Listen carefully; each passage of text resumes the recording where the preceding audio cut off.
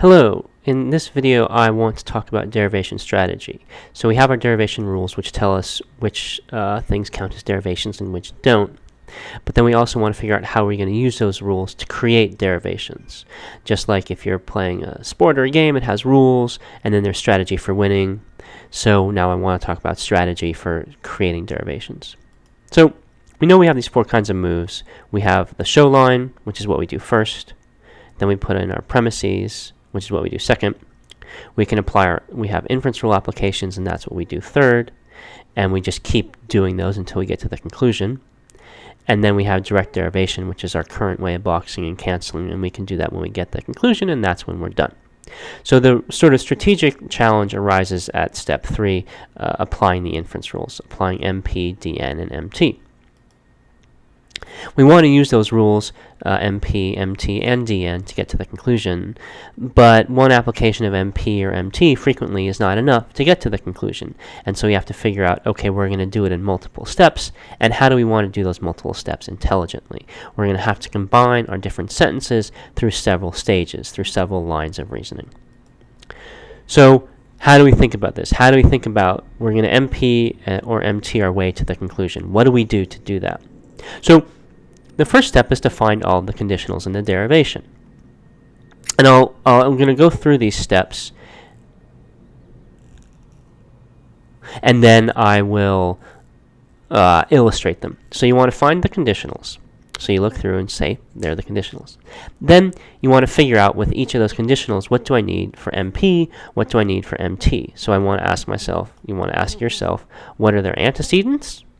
And that's what you need for MP. And what do we need for MT? The negations of the consequence. So what are these for these conditionals?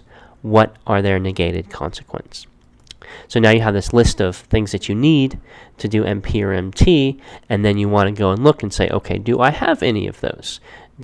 Are there on any other lines of the derivation, do I have what I need for MP or MT? And if so, great, apply MP or MT. If not, then you need to use DN to turn the other stuff into what you need for MP or MT. All the derivations which you're being asked to do right now, if you can't do MP or MT right away, then you need to use DN to get what you need for MP or MT.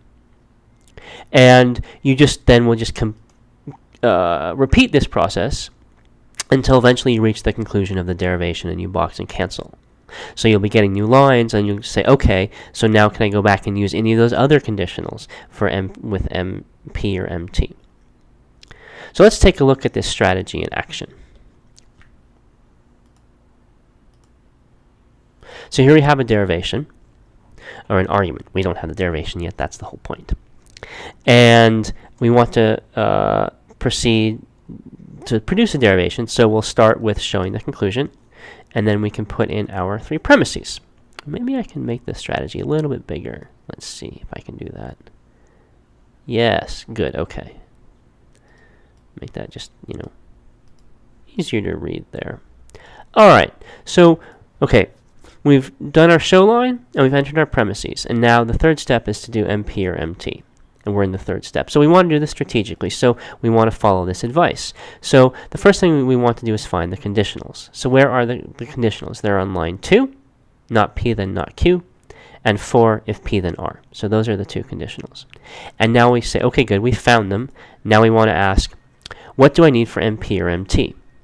So with for line 2, we need, we want not P for MP with line 2, right? Because MP, we need the antecedent, and the antecedent of 2 is not P.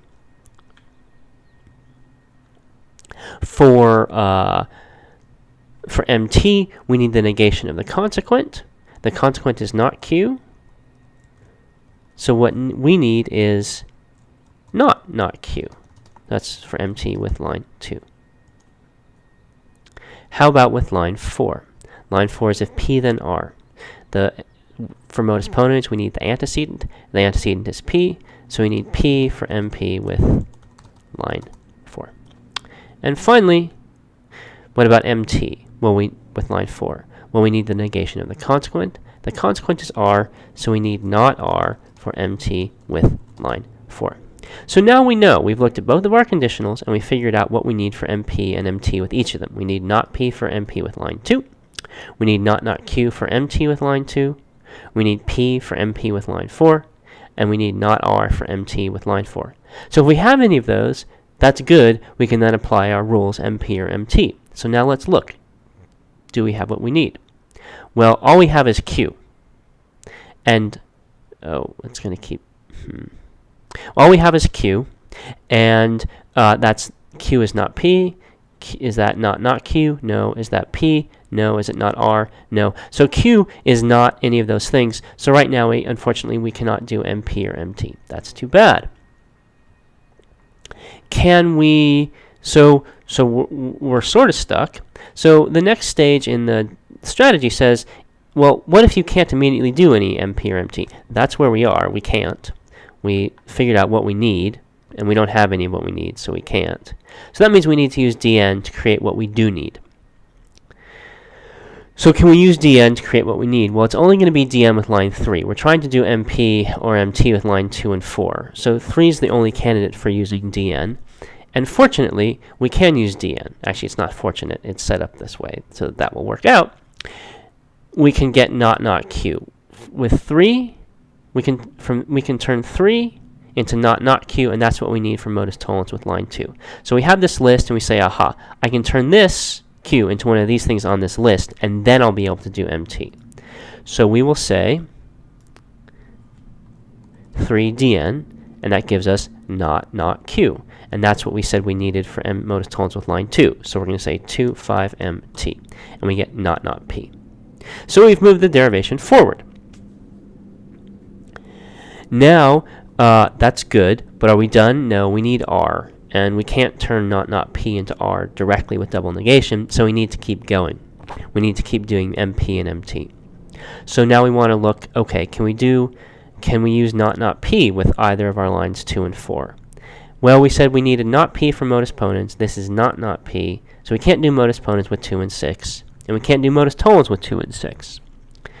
What about line 4? Well, for modus ponens, we need P, and this is not P, so we don't have what we need for modus ponens.